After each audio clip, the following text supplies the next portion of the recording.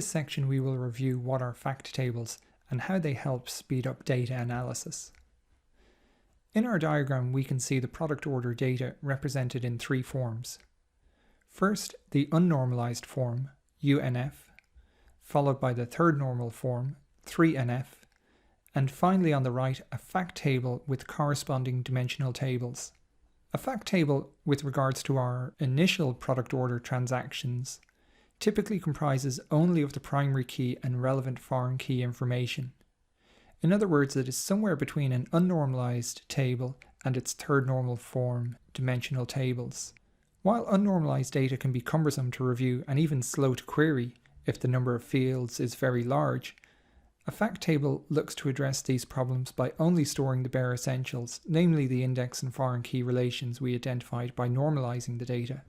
Let's now take a look at two example queries using an unnormalized table first, followed by a fact table, to estimate the amount of space we potentially require to run our query. Later on in the course, we will start using MySQL. We will review actual query plans and how to optimize them. Take, for example, if our original product order table had more than 1,000 fields of information and was capturing more than 1 million transactions a day, and we wanted 1 year or 365 days worth of data. Calculating the size, we can see that to query such a table with a conservative estimate of 10 bits of data per column, we would require approximately 456 megabytes to hold our query results.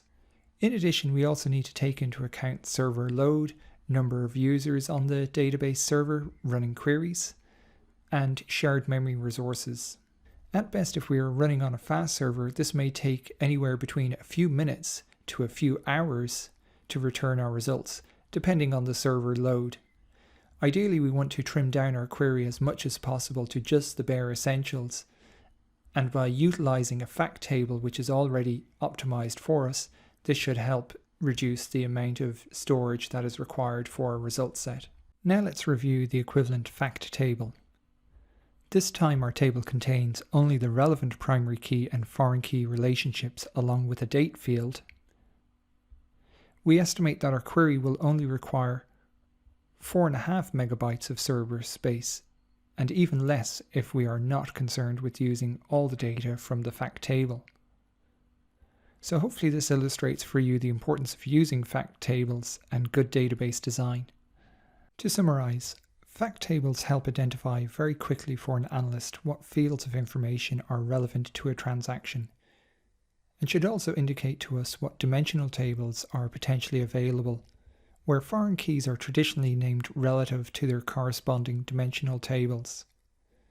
For example, a foreign key of company ID we would expect to relate to a dimensional table of dim company, and if the dim prefix is not added to the table, then to expect at least a table called company. To denote a fact table, the table will also typically have the prefix fact, and in our example we have called our fact table for product order fact product order.